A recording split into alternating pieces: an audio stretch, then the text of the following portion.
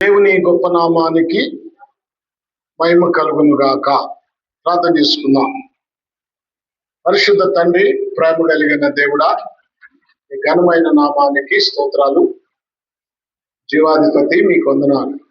దీవించండి, ఆశీర్వదించండి, కృపా కనికరం చేత అయినా కొంత సమయం మీ లేఖన భాగాన్ని మేము ధ్యానిస్తూ ఉండగా మా ధ్యాన భాగములో మీరుండి మమ్మల్ని బలపరిచి నడిపించండి. మహిమ, ఘనత, ప్రభావాలు మీరు మీ నామానికే భయం తెచ్చుకో.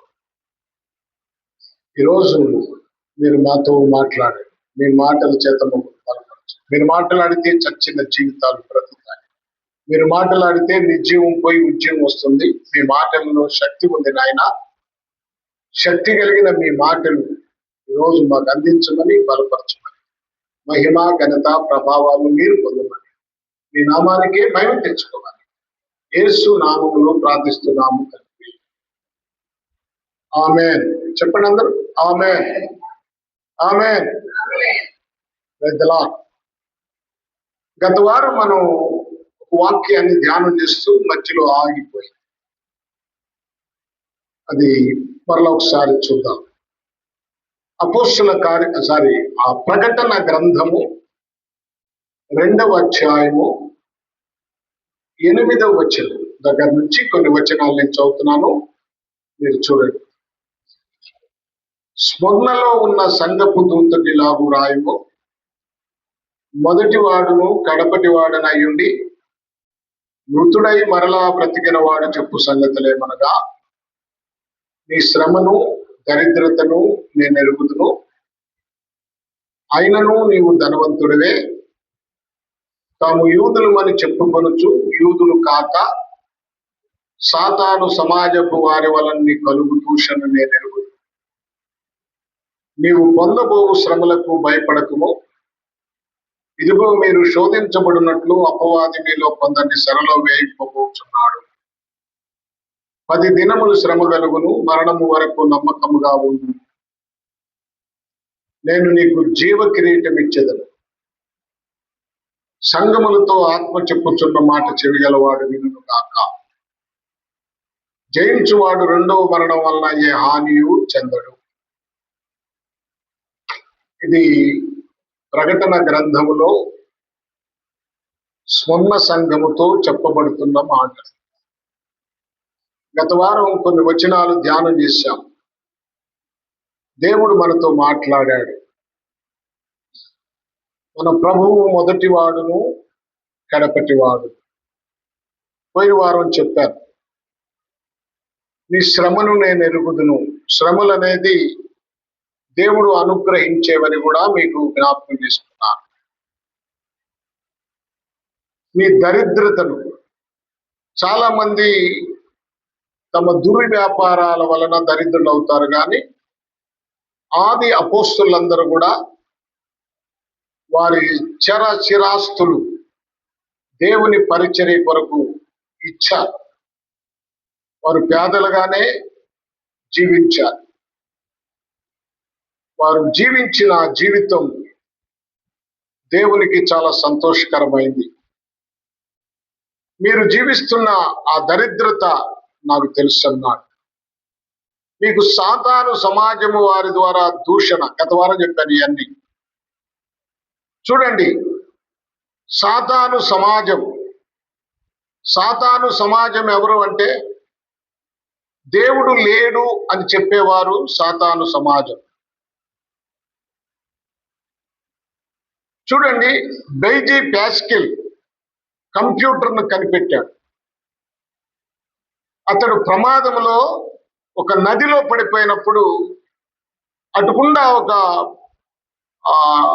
ఎడ్ల బండి మీద వెళుతున్నటువంటి ఒక మోటివాడు ఆ నదిలో నుండి అతన్ని రక్షించాడు. మహాజ్ఞానే. కంప్యూటర్ను కనిపెట్టడం అంటే మాటలా? చూడండి, సిఎస్ లూయిస్ అనే ఒక ఆయన ఉన్నాడు. అతడు దేవుడు లేడు అని ప్రచారం చేసేవాడు. ఆయనకు ఒక అందమైన భార్య ఉంది. చాలా ప్రేమిస్తాడు ఆయన. ఆమెకు క్యాన్సర్ వచ్చి చనిపోయింది, క్యాన్సర్ వ్యాధితో చనిపోయింది. అప్పుడు ఆ లూయిస్ అంటున్నాడు, ఇది అన్యాయం.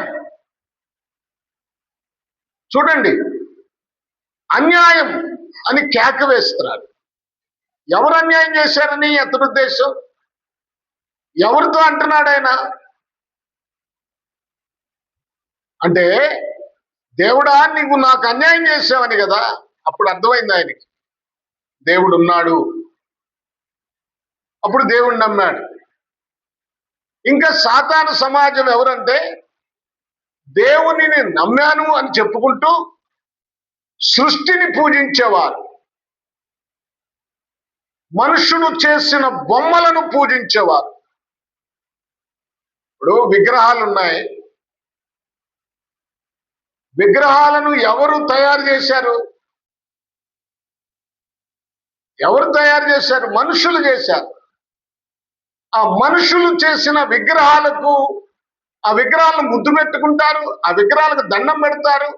అది ఏ విగ్రహాలైనా, యేసుప్రభు విగ్రహమైనా లేకపోతే ఇంకొకరి విగ్రహమైనా, మనుషులు చేసిన వస్తువులను, మనుషులు చేసిన వాటిని పూజిస్తారు. రెండోది, దేవుడు చేసిన సృష్టిని పూజిస్తారు.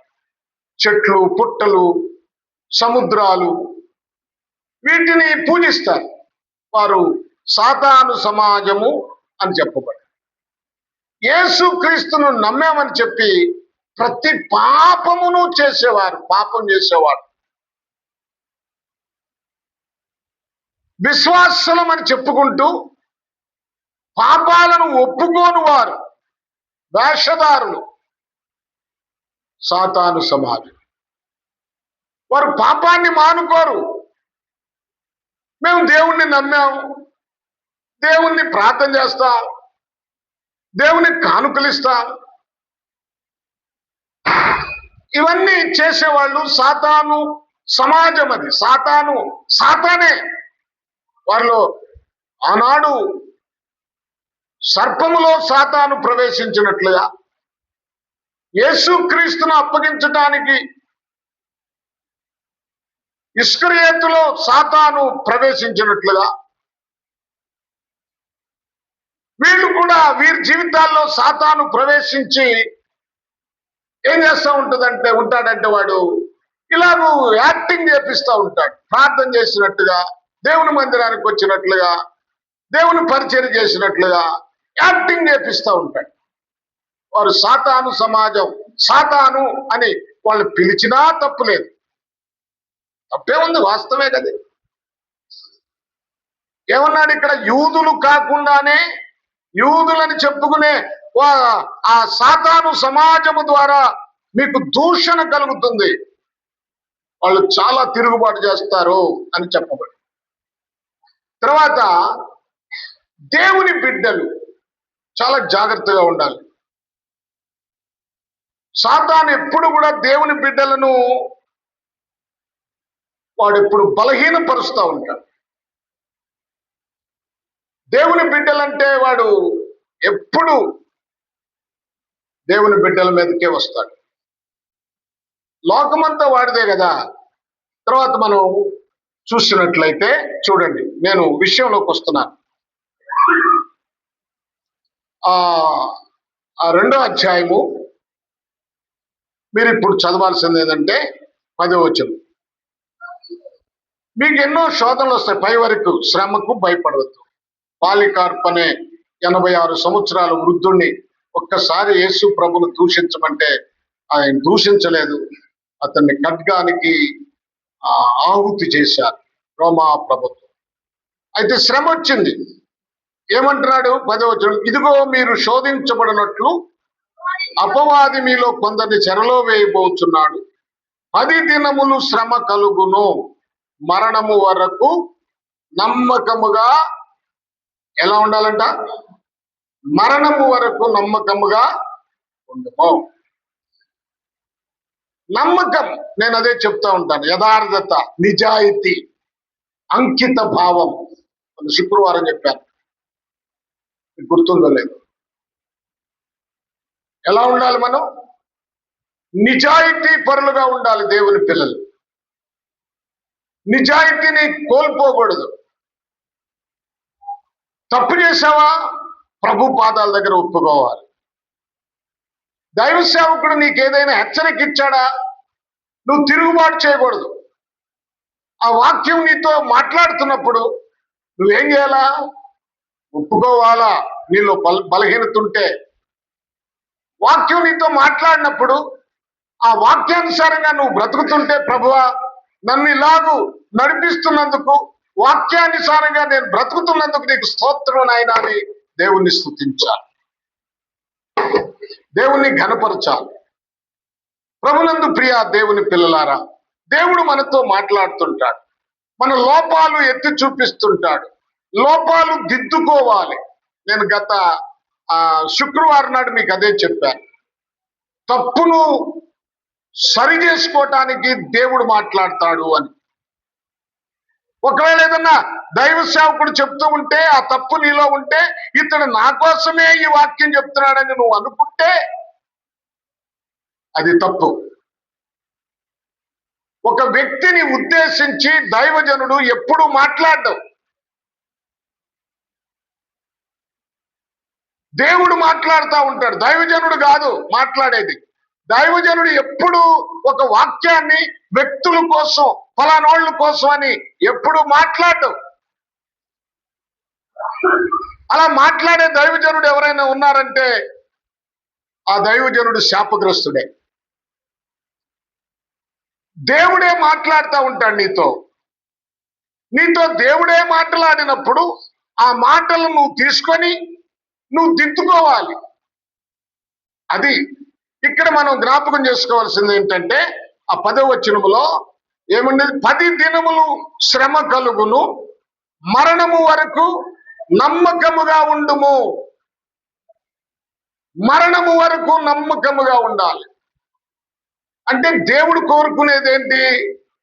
ప్రతి విశ్వాసి జీవితంలో దేవుడు కోరుకునేదేంటి? నమ్మకత్వం. నువ్వు ఎంత ప్రార్థన చేసినా ప్రయోజనం ఏముంది?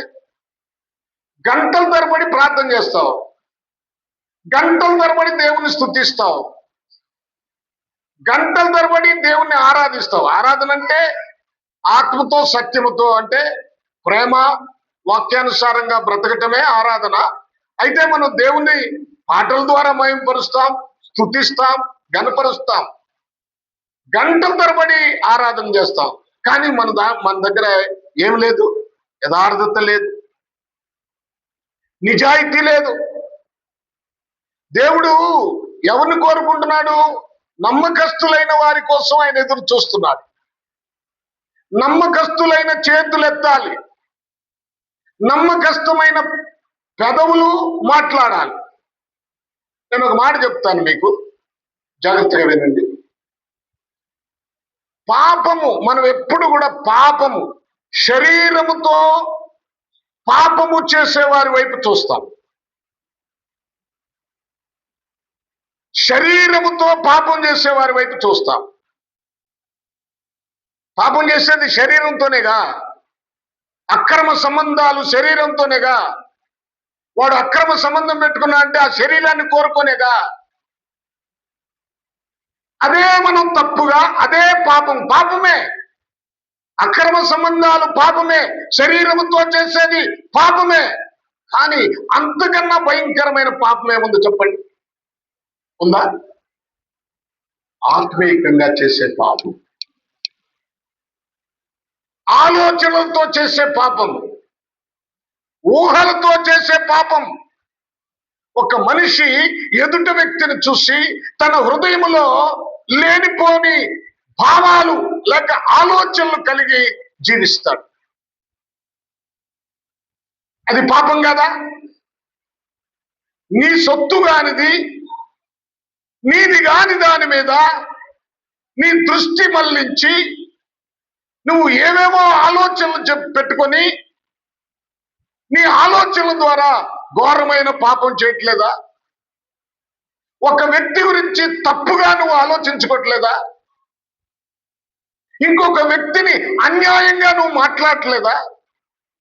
ఇంకొక వ్యక్తి మీద సాడీలు చెప్పట్లేదా? ఇంకొక వ్యక్తిని మీరు వినాలి, మీ ఇంకొక వ్యక్తిని మీరు దూషించట్లేదా?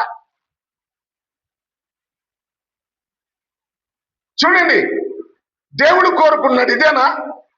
శరీరముతో పాపం చేసేవారు వారు పాపులని, వారు ద్రోహులని, వారు దేవునికి దూరస్తులని, నరకానికి వెళ్లే వాళ్ళని మనం ఊహించుకుంటామే, మనం ఆలోచన చేస్తామే.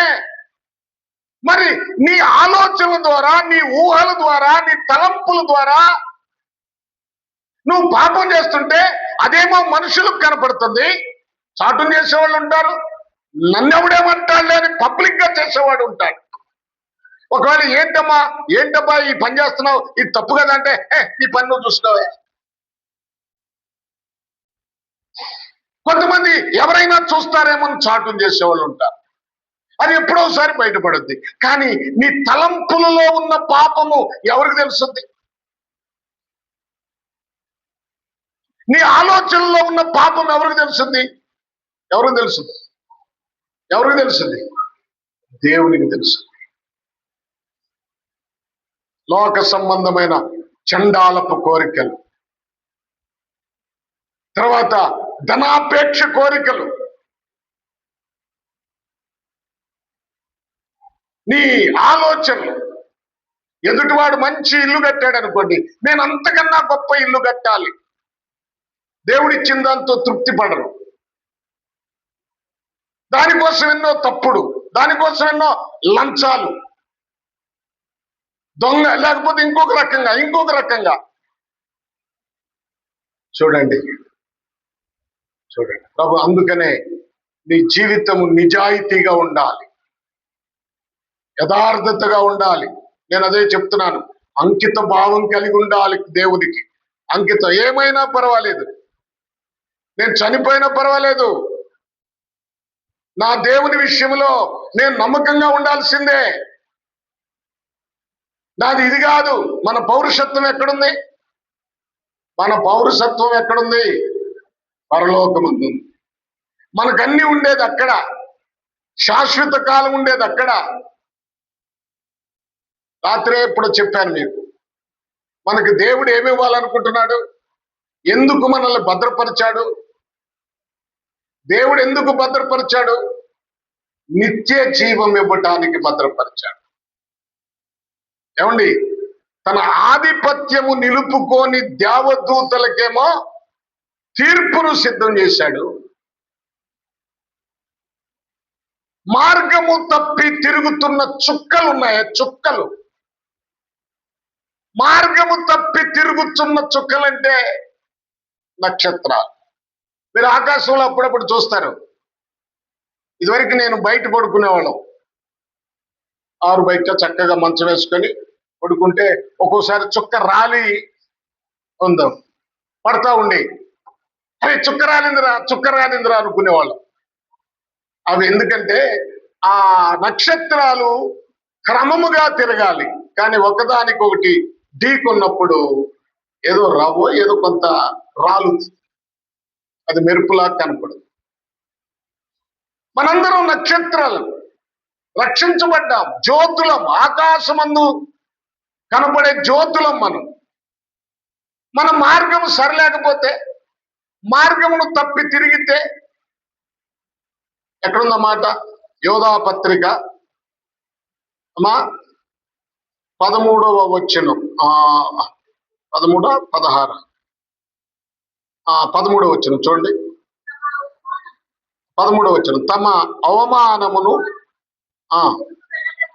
నురుగు ఎల్లగక్కువారై సముద్రము యొక్క ప్రచండమైన అలలుగాను తా మార్గము తప్పి తిరుగు చుక్కలుగాను ఉన్నారు. వారి కొరకు గాఢాంధకారము నిరంతరము భద్రము చేయబడి. ఎవరి కోసం గాఢాంధకారము భద్రం చేయబడింది? ఎవరి కోసం గాఢాంధకారం భద్రం చేయబడింది? మార్గము తప్పి తిరుగు చుక్కలంట. విశ్వాసులారా, రక్షించబడ్డారు మీరు, దేవుని దగ్గరకు వస్తున్నారు, మార్గం తప్పి తిరుగుతున్నారా? ఒక క్రమం లేకుండా తిరుగుతున్నారా? నీ ఇష్టం వచ్చినట్టు నువ్వు ఆలోచించుకుంటున్నావా? వాక్యానుసారంగా ఉంటున్నావా? మీరే ఆలోచించుకోవాలి. కనుక నమ్మకస్తులుగా ఉండాలి. మనకేమో నిత్యత్వం, నిత్య జీవం, మార్గం తప్పకుండా యథార్థంగా బ్రతికే వారి కోసం యోహాను 17లో రాశాడు, చదవదులేండి. నిత్య జీవము ఏర్పాటు చేయబడింది. అది కూడా చదువుతారా? చూడండి, యోహాను రాసిన సువార్త 17వ అధ్యాయము 19వ వచనం అనుకుంటా, చూడండి.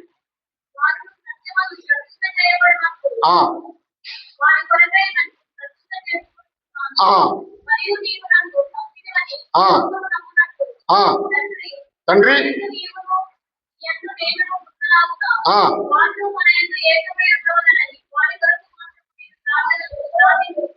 ఒక్క నిమిషం. సరే, ప్రభునందు ప్రియ దేవుని పిల్లారా, మనకు అదే అధ్యాయంలో రాయబడి ఉంటుంది, నిత్య జీవం ఇవ్వటానికి దేవుడు మనల్ని ఏర్పాటు చేసుకున్నాడు. సరే, తర్వాత చూపిస్తాను. ఒక నిమిషం.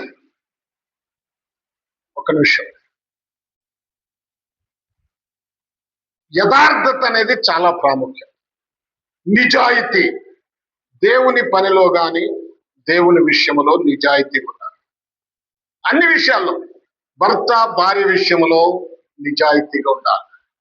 ఏనండి, భార్య భర్త విషయంలో నిజాయితీగా ఉండాలి. పిల్లలు తల్లిదండ్రుల విషయంలో నిజాయితీగా ఉండాలి. నిజాయితీ లేకపోతే నష్టపోయేదెవరు? మరి గత సంవత్సరము ఒక యూత్ మీటింగ్ కోసం ఒక ఆయన్ని పిలిపించారు. ఒక వ్యక్తి వస్తే, ఒక పాస్టర్ గారు, ఆయన వాక్యం చెప్తూ అతనితో పాటు చదువుకునేటప్పుడు ఒక అమ్మాయి ఉందంట, చాలా క్లవర్ స్టూడెంట్, బాగా చదువుకుంది, చదివేదంట, మార్కులన్నీ ఫస్ట్ వచ్చాయండి. ఆ అమ్మాయితో పోటీ పడటానికి ఇతడు చాలా ప్రయాసపడేవాడు అంట. కానీ ఒక్కసారి కూడా ఆ అమ్మాయి కన్నా ఒక్క మార్క్ కన్నా ఎక్కువ తెచ్చుకోవాలని చాలా ప్రయాసపడేవాడంట, కష్టపడేవాడంట. కానీ ఎప్పుడు ఆ అమ్మాయిని మించి ఆయన ఒక్క మార్కు కూడా రాలేదంట. సరే, కాలేజీ అయిపోయింది, ఎవరి దారిన వాళ్ళు వెళ్ళిపోయారు, ఎవరి పనిలో వారు బిజీ అయిపోయారు, ఉద్యోగాలు చేసుకుంటున్నారు. ఒకరోజు ఆయన రోడ్డు మీద వెళ్తా ఉంటే ఒక కుప్ప తొట్టి దగ్గర ఒక అమ్మాయి పడిపోయిందంట.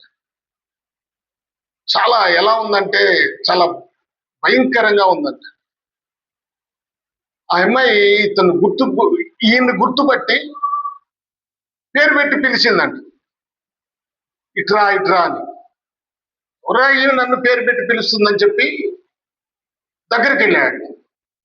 దగ్గరికి వెళ్తే ఎక్కడో ఒక చిన్న ఆసుకి ఎక్కడో చూసానే అనే ఒక ఆలోచన వస్తుందంట.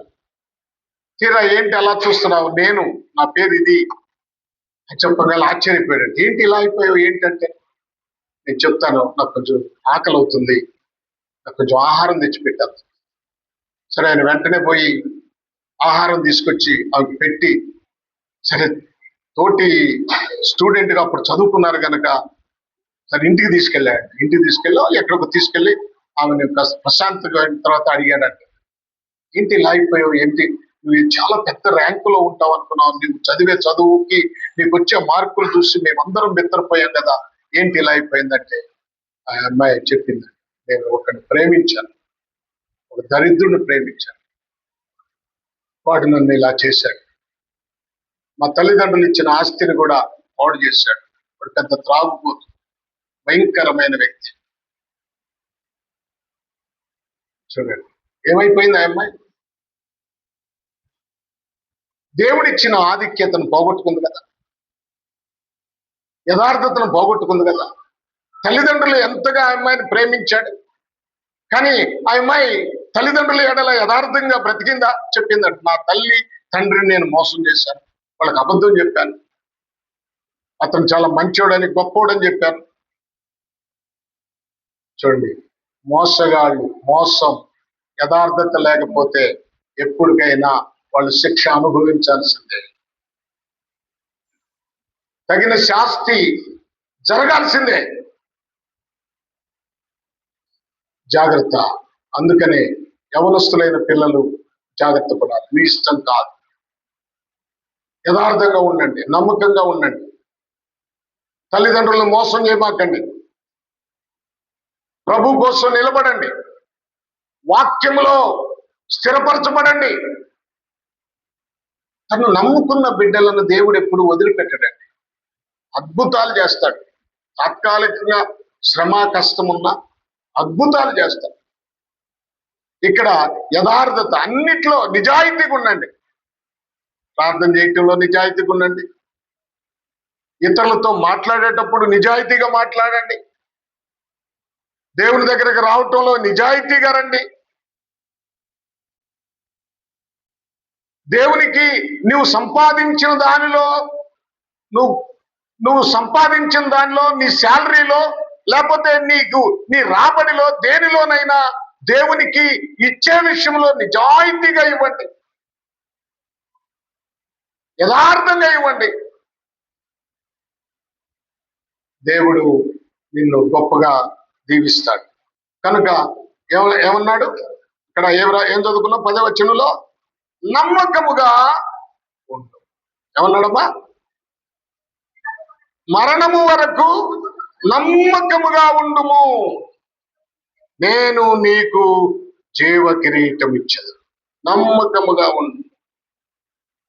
దేవుడు నమ్మకస్తులైన వారి కోసం కనిపెట్టుచున్నాడు. కష్టాలనే వస్తాయండి, శ్రమలనే వస్తాయి. శ్రమ పడటం కూడా దేవుడిచ్చిన విధానమే. విశ్వాసం ఉంచుట మాత్రమే కాక దేవుని కొరకు శ్రమ పడటం కూడా దేవుడిచ్చేదే. సరే, నమ్మకం అనే విషయంలోకి వచ్చేటప్పటికి మనం పాత నిబంధనలో ఏబు గ్రంథంలో ఏబును గురించి మనం చదువుకుంటాం. ఏబు మనందరికీ బాగా తెలుసు. అంటే బైబిల్లో ఎన్నోసార్లు ఎంతో మంది చెప్పారు. మన చిన్నప్పటి నుంచి ఏబును గురించి వింటానే వస్తున్నాం. ఆయన మాటలు ఇంకా కొత్తగానే ఎందుకుంటాయి? ఏబును గురించి ఎన్నిసార్లు చెప్పుకున్నా ఆత్మీయ పాఠము ఇంకా ఉంటానే ఉంటది.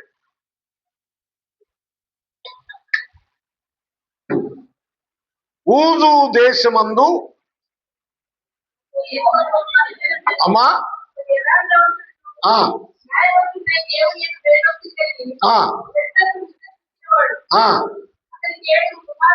మొదటి వచనం చదువు. ఒక మనుష్యుడు ఉండే, ఆయన బహుధనవంతుడు. ఆయన లిస్ట్ ఉంది అక్కడ. ఆయనకి ఏమేమి ఉందో ఆ రోజుల్లో. ఆస్తులంటే పొలాలు స్థలాలు కాదు. ఇప్పుడు పొలాలు స్థలాలు, అప్పుడు స్థలాలు ఎక్కడ పడితే అక్కడ ఉండేవి. ఇల్లు వేసుకోవాలంటే నీకు ఎన్ని స్థలాలు నువ్వు వేసుకోవాలే కానీ ఎన్ని స్థలాలైనా ఉచితంగా దొరికాయి. గుడారాలు వేసుకునేవాళ్ళం.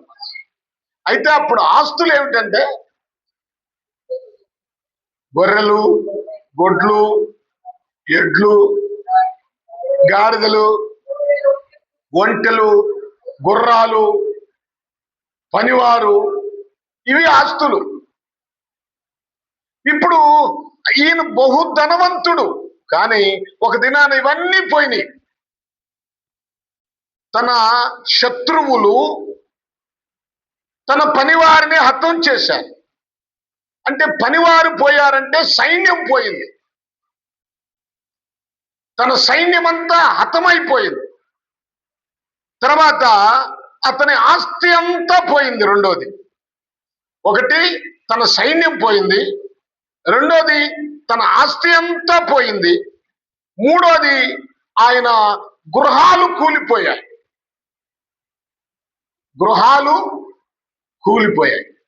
కట్టుకున్న గృహాలు కూలిపోయాయి. 4వది, ఆయనకు జన్మించిన బిడ్డలందరూ చనిపోయారు. చూడండి.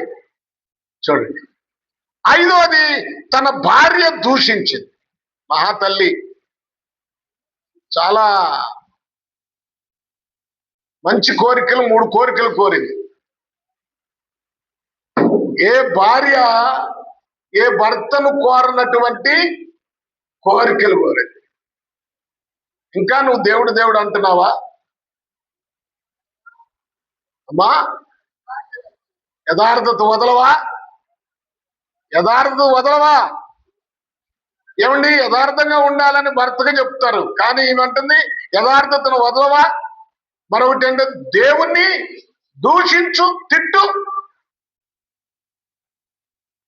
3వది, నువ్వు చనిపో, మరణమైపో, పీడ వదిలిపోద్ది, నాకు కూడా ఇసుకు లేకుండా పోద్ది. మళ్ళా నువ్వు బతుకున్న కాడి నుంచి భర్త రోజు అయితే ఆ భర్తను పట్టించుకోలేదు, ఆయన అంత బాధపడుతుంటే ఆ భర్తను చూడలేదని అందరూ నన్ను ఆడిపోసుకుంటారు. నువ్వు చచ్చిపోయావు అనుకో, అసలు ఏ గొడవ ఉండదు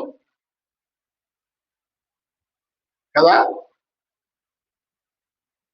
ఏబు భార్య దూషించింది. 6వది, స్నేహితులు నిందలేశారు. నువ్వేదో తప్పు చేశావు, అందుకే నీకు ఇట్లా జరిగింది. స్నేహితులు నిందలేశారు ఏబు మీద. 7వది, శరీరానికి వ్యాధి వచ్చింది. 7 విషయాలు చూడండి. ఒక్కొక్క విషయం చాలా లోతుగా మనం పరిశీలన చేయొచ్చు. శరీరానికి వ్యాధి వచ్చింది. అయితే ఏబు ఎంత నమ్మకస్తుడో చూడాలి. ఇన్ని జరిగినా వేరొక మాట, ఏబు గ్రంథము 1వ అధ్యాయము 20వ వచనం చదవండి.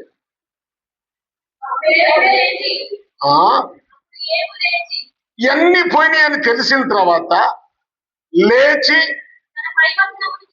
తన పై వస్త్రమును చింపుకొని, తల వెంట్రుకలు గొరిగించుకొని, నేల మీద సాష్టాంగపడి నమస్కారం చేసి ఏమంటాడు చూడండి.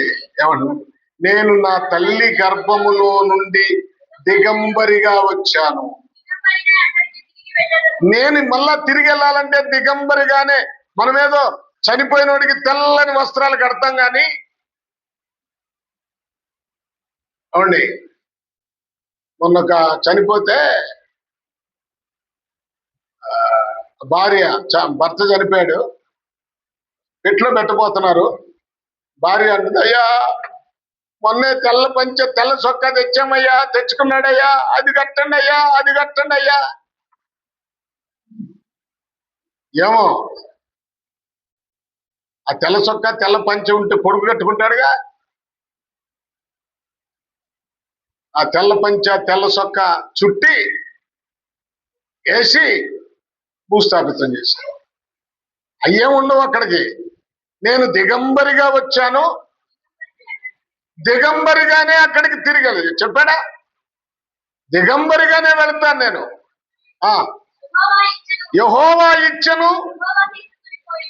అసలు ఆ సమర్పణ, ఆ విధానం, యెహోవా ఇచ్చెను, యెహోవా తీసుకొని పోయాను.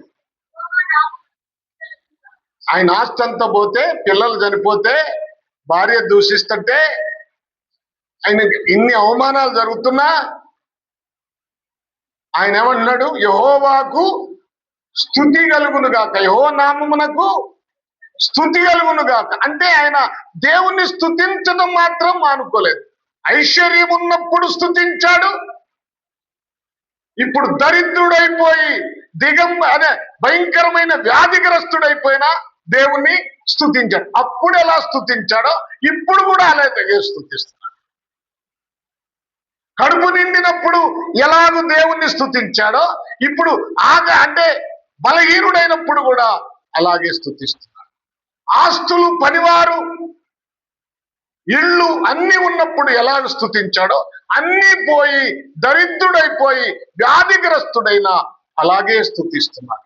ఆయన స్తుతిలో మార్పు లేదు. ఆయన దేవుణ్ణి ఆరాధించడంలో మార్పు లేదు. దేవుణ్ణి ప్రేమించడంలో ఆయన దగ్గర మార్పు లేదు. ఉందా? లేదు. ప్రియ దేవుని పిల్లలారా, జ్ఞాపకం చేసుకుందాం. మరణము వరకు నమ్మకముగా, ఇప్పుడు యోబు తన మరణము వరకు నమ్మకంగా ఉన్నాడు. ఎన్ని కష్టాలు వచ్చినా నమ్మకంగానే ఉన్నాడు. నమ్మకమైన వాళ్ళు దేవునికి కావాలి. అదే కదా 101వ కీర్తన చూడండి. 101వ కీర్తన 6వ వచనం, 6వ మాట. 101వ కీర్తన, నా యొద్ద నివసించున్నట్టు దేశములో నమ్మకస్తులైన వారిని నేను కనిపెట్టుచున్నాను. నిర్దోష మార్గమందు నడుచువారు నాకు పరిచారకులు. నిర్దోష అంటే దేవుని పరిచారకులు, దేవుని సేవకులు, దేవుని బిడ్డలు నిర్దోషమైన మార్గమును నడిచేవారుగా ఉండాలి. మీకు ఇంకొక ఆయన యోబును చూస్తే ఆదికాండం 37వ అధ్యాయం చదవద్దులేండి. ఆ యోబు జీవితంలో ఎన్ని కష్టాలు వచ్చినాయి. అన్నలు ఏం చేశారు? నిందించారు. కలలుగానే వాడు వస్తున్నాడు, వాడిని పట్టుకొని చంపేసి ఈ గుంటలో పడేద్దాం. ఎలాగో గుంటలో పడేద్దాం, వల్ల చంపి గుంటలో పడేద్దాం. వారి ఆలోచన చూడండి. ఎవరి ఆలోచనలు? రక్త సంబంధులు, అన్నలు. ఈ విషయం ఒక్కోసారి ఆలోచిస్తే ఇలాంటి అన్నలను యోబు ఎలాగూ ప్రేమించాడు? ఇలాంటి అన్నలను యోబు ఎలా హత్తుకున్నాడు? చంపి గుంటలో పడేద్దాం. ఆదికాండం 37వ అధ్యాయం చూడండి. ఆదికాండం 37వ అధ్యాయం 7వ అధ్యాయం చూసారా? ఎన్నో వచ్చిన చదువుతున్నా? చదువు 20. వీణ్ణి చంపి ఇక్కడ ఉన్న ఒక గుంటలో పారవేసి దుష్టముఖము వీణ్ణి తినివేసినని చెప్పుదము. ఎవరి మాట అంటుంది? ఎవరు? సొంత అన్నలు కొట్టారు, ఆయన్ని గోతిలో పడేశారు. అయితే రూబేన్ పెద్దవాడు అడ్డగించాడు. సంపద్రా నాయన, నేను తర్వాత చెప్తానులే, గుంటలో వేయండి. ఆయన తప్పించాలనే ఆలోచన రూబేన్లో ఉంది. అందులో ఆ అన్నదమ్ముల్లో యోధా అనే ఆయన కూడా ఒక సలహా ఇచ్చాడు. ఎందుకురా నాయన వాటిని చంపి ఆ అపరాధం మనకెందుకు, ఇతను మిద్యానీయులకు అమ్ముకుందాం, ఏడ వదిలిపోతాడని ఆ యోధా అనేవాడు ఆ సలహా ఇచ్చాడు. అన్నలు గోతిలో పడేశారు. ఆయనకు కూడా ఒక వస్త్రం, శ్రేష్టమైన వస్త్రం కుట్టించాడు వాళ్ళ నాన్న. విచిత్రమైన వస్త్రం అది. దాన్ని కూడా తీసేశారు. తర్వాత ఆయన అమ్మేశారు. ఆయన అమ్మేసి ఎక్కడికి వెళ్ళారు? ఐగుప్తు దేశానికి వెళ్ళిపోయాడు. అక్కడ ఒక శోధన ఎదురైంది. పాప శోధన, శరీర శోధన. ఆ పోతేపరి భార్య ప్రతిరోజు భలే ఇబ్బంది పెడుతుంది, బాగా ఇబ్బంది పెడుతుంది. నువ్వు నాకు కావాలి. కానీ అతడు ఆ పాపము నుంచి దూరంగా, మనసుతో కూడా పాపం చేయలేదు ఆయన, ఆలోచనలో కూడా పాపం లేదు ఆయనకి. దూరంగా పరిగెత్తాడు. చూడండి, తర్వాత ఆయన్ని చెరసాల్లో వేయబడ్డారు. అయినప్పటికీ తన జీవితాన్ని ఆ శ్రమలలో, ఆ కష్టాల్లో దేవుని వైపే చూశాడు. ఇలా చాలా మంది ఉన్నారు బైబిల్లో. షడ్రక్, మెషక్, అబేద్నెగో, దానియేలు ఎన్ని కష్టాలు అనుభవించారు వాళ్ళకి ఎన్ని శోధనలు. వాళ్ళు ఏముంది, రాజనగర్లో ఉన్నారు అనుకుంటాం మనం.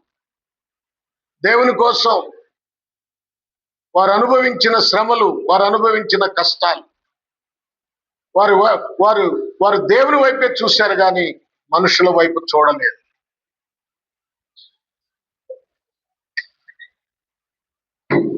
వారెక్కడ పాపం చేయలేదు. అసలు నేను అనుకుంటాను, ఆ బొమ్మకు ఒకసారి మొక్కితే ఏమయ్యేది? షడ్రక్ మెషక్ అబేద్నెగో ఏం నష్టమే ఉందా? ఆ బొమ్మకు ఒకసారి మొక్కితే, నెబుకద్నెజర్ నిలబెట్టిన ఆ బొమ్మకి ఒక్కసారి ఇలా అంటే ఏమవుద్ది? ఏమన్నా అయిందా? చెప్పండమ్మా. ఎందుకని వాళ్ళు మొక్కంది? అమ్మా ఏం కాదు, కానీ యథార్థత కోల్పోతారు. దేవుని దృష్టిలో యథార్థత పోతుంది. నిజమైన దేవుడు వాళ్ళకి తెలుసు, నిజమైన దేవుడు వారికి తెలుసు. నిజముగాని దానిని మొక్కితే అది పాపం కదా. నిజముగాని దాన్ని మొక్కితే పాపం కదా. ఈ రోజున అందరూ నిజంగాని వాటిని మొక్కుతున్నారు.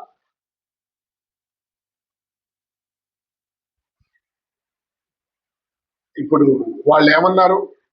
మేము ఈ అగ్నిగుండంలో చనిపోవటానికైనా ఇష్టమే, కానీ మేము మాత్రం ఈ బొమ్మకు అగ్నిలో లేకపోతే సింహాల బోన్లో పడవేయబట్టడానికి దానియేలుకి ఇష్టమైంది, కానీ రాజు దగ్గర విచారణ చేయటం మాత్రం ఇష్టపడదు. అందుకనే నమ్మకాన్ని పోగొట్టుకోవద్దు.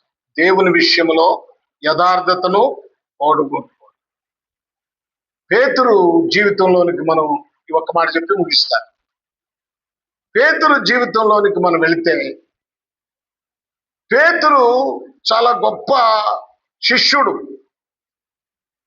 అయ్యా నేను వెళ్ళవలసి ఉంది, అక్కడ నన్ను పట్టుకుంటారు, నేను మరణానికి అప్పగింపబడాలి అంటే, అయ్యా నీకు అది దూరమగును గాక అంటే యేసు ప్రభు వారు అన్నాడు, సాతాన పొమ్మన్నాడు. అంతకుముందు పేతురును అభినందించాడు. మీరు జీవము కలిగిన దేవుని కుమారుడు. ప్రజలేమనుకున్నారంటే పలాని అనుకున్నారంటే, మీరేమనుకున్నారంటే మీరు జీవం కలిగిన దేవుని కుమారుడని మేము నమ్ముతున్నాం అనగానే, పేతురు ఇది నా తండ్రి నీకు బయలుపరిస్తే గాని నీకు అర్థం కాలేదు, శబాష్ అన్నాడు. ఆ తర్వాత ఆయన నువ్వు ఆ మరణానికి వెళ్ళటానికి నేను ఒప్పుకోవట్లేదు, అది నీకు దూరమగును కాకంటే పేతురును మందలించాడు దేవుడు. వీళ్ళందరూ నీ విషయమై ఎవరు అభ్యంతర పడినా నేను మాత్రం అభ్యంతరపడను. నేనేమైనా నీ విషయంలో నేను ఏ విషయంలోనూ అభ్యంతర పడనని డాంబికాలు పలికాడు. చూడండి, పేతురుని ఆ శిష్యులందరూ ఆ కొండ దగ్గర అంటే యేసు ప్రభు వారు తీసుకెళ్ళాడు. మీరు ఇక్కడ ప్రార్థన చేయమన్నాడు. ఇక్కడ ప్రార్థన చేయమంటే వారు నిద్రపోయారు. యేసయ్య కొంచెం దూరం వెళ్ళి ఆయన వేదనతో ప్రార్థన చేయటం ప్రారంభించారు. తిరిగి వచ్చేటప్పటికి వీళ్ళు నిద్రపోతున్నారు. పేతురు ప్రార్థన చేయకుండా నిద్రపోయాడు. అంటే నిద్ర చాలా భయంకరమైన మాట. నిద్ర మనల్ని మాయ చేస్తుంది. ప్రార్థన చేయాల్సిన సమయంలో ప్రార్థన చేయనీయకుండా నిద్ర సాతానుడు అనుగ్రహం ఇచ్చాడు. పేతురు నిద్రపోయాడు, అందుకనే శక్తి లేకుండా పోయింది. ప్రార్థించలేదు, నిద్రపోయాడు. తర్వాత ఏం జరిగింది? ఆవేశం. ప్రార్థించని వాడికి ఆవేశం ఎక్కువ, ప్రార్థించే వాడికి నిదానం ఉంటుంది, ఆలోచన ఉంటుంది. చాలా మంది ప్రార్థించరు. పేతురు ప్రార్థించలేదు గనక, ఆవేశం ఎక్కువైంది గనక యేసు ప్రభు వారిని పట్టుకోవటానికి వచ్చిన మల్కు చెవి తన వరలో నుంచి కత్తి తీసి నరికాడు. వెంటనే యేసు ప్రభు వారు అల్లరి కాకుండా, సమస్య లేకుండా ఆ చెవిని తీసి అతికించాడు.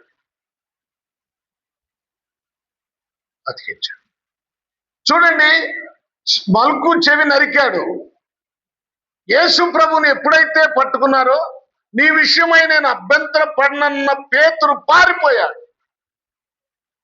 దూరము నుంచి వెంబడిస్తున్నాడంట, దూరము నుంచి, దగ్గరకు రాలేదిక.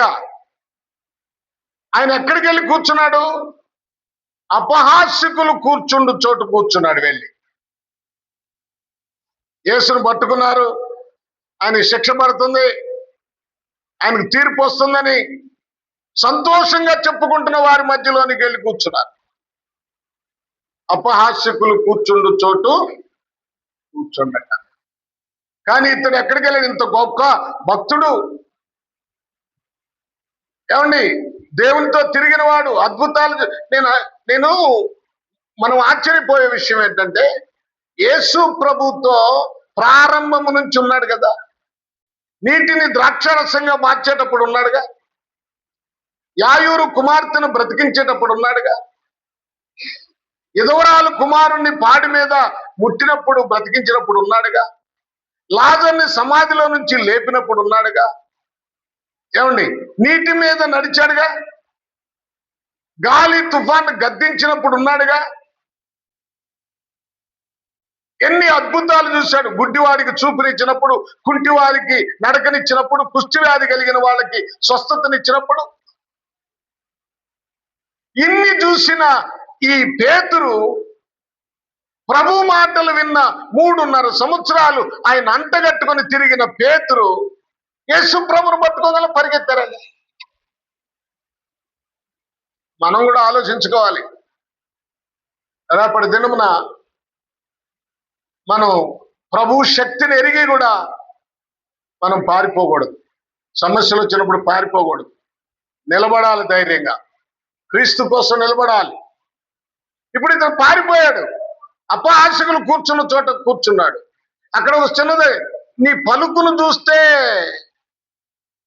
పలుకును చూస్తే ఆయనతో ఉన్నవాడిలాగున్నావు.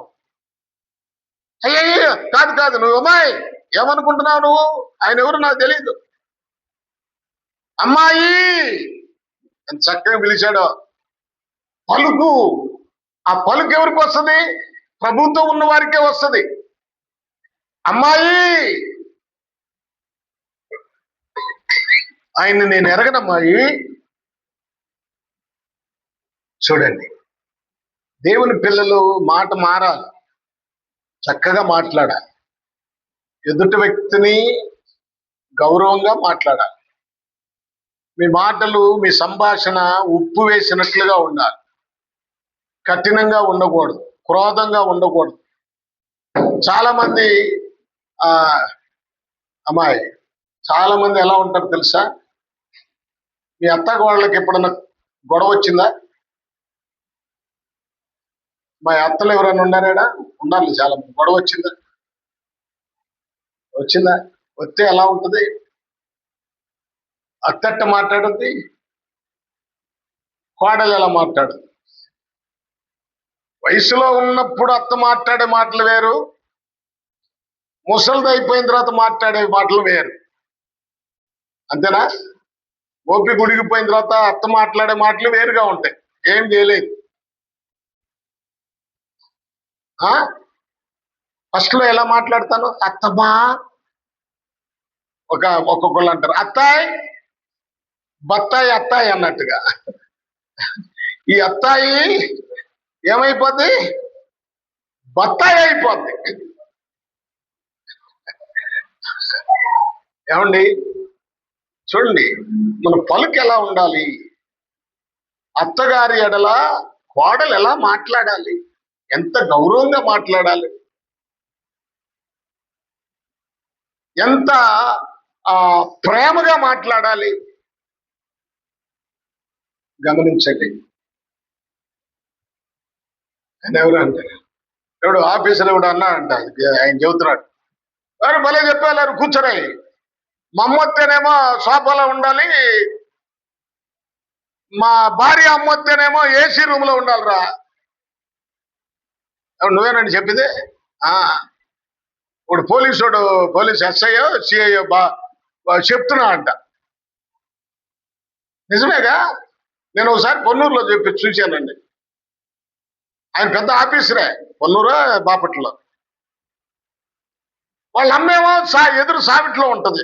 అంటే సావిటి అంటే సావిడి కాదు, లేదు కొట్టం లాగా ఉంటది. అదొక స్పెషల్ రూమ్ లాగానే ఉంటుంది, ఎదురు ఉంటది. వాళ్ళ అత్తగారేమో లోపల ఉంటది. చూడండి, మీరు అత్తలను గౌరవించండి. బాయ్. రేపు బైబిల్లో ఒక మాట ఉంది, మీకు తెలుసా? తెలుసులే. ఏది విత్తుతారో అమ్మా, ఏది విత్తుతారో చెప్పరేంటమ్మా, అదే కోసుకుంటాం. ఈరోజు నీ అత్తల్ని మామని గౌరవిస్తే ఇప్పుడు వాళ్ళు రేపు నీకు ఉన్నారు పిల్లలు, నీకు ఉన్నారు కొడుకులు, నీకు వస్తారు కోడళ్ళు. అప్పుడు తెలుస్తుంది నీ సంగతి.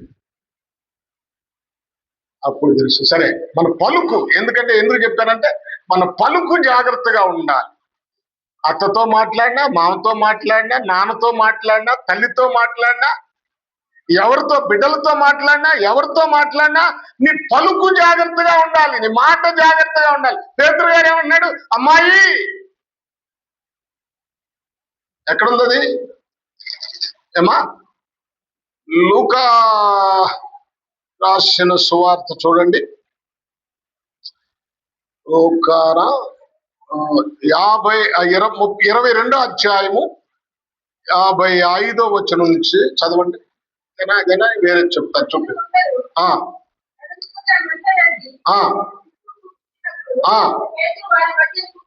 పేతురు వారి మధ్య కూర్చుండెను. అప్పుడు చిన్నది ఆ మంట ఎలుతురులో అతను కూర్చుండుట చూసి, వీడును అతనితో కూడా ఉండేనని చెప్పాను. అందుకు పేతురు, అమ్మాయి ఆ అమ్మాయి ఏమంది? వీడు అంది. ఏముంది? అమ్మాయి వీడు అంది. పేతురు ఏమన్నాడు? అమ్మాయి నేను ఎరుగను అంటున్నాడు. అతనంటే ఎవరు? యేసుని ఎరుగను అంటున్నాడు. అరే, నీ విషయమై నేను అభ్యంతరపడినంటే ప్రభు అన్నాడు, కోడి కూసే లోపల 3 సార్లు అబద్ధం అంటావు. కనుక కష్టాలు వచ్చినప్పుడు జాగ్రత్త, నమ్మకంగా ఉండాలి. ఇప్పుడు పేతురు తర్వాత పశ్చాత్తాపడ్డాడు, ప్రభువుని అంగీకరించాడు, తల్లకిందులుగా సిలువేయబడ్డాడు, అది వేరే విషయం. ప్రభునందు ప్రియులారా, సరే, నేను ఇక్కడ మీకు ఏం చెప్పాలను? యోబు కష్టాలలో నమ్మకంగా ఉన్నాడు, యోసేపు కష్టాలలో నమ్మకంగా ఉన్నాడు. అందుకే వాళ్ళు ఎక్కడికి వెళ్ళారు? యోబుకి మరలా మొత్తం 2 అంతలు వచ్చింది, దేవుడిచ్చాడు. యోసేపు ఐగుప్తు దేశానికే అధిపతి అయ్యాడు. పేతురు మొదట పారిపోయినా, అబద్ధం ఆడినా, తర్వాత పశ్చాత్తాపడి ఆ కష్టాల్లో నుంచి తాత్కాలికంగా తప్పించుకున్న తర్వాత ఎన్నో కష్టాలు అనుభవించాడు. ప్రభువుకి ప్రాధాన్యమైన శిష్యుడుగా ఉన్నాడు.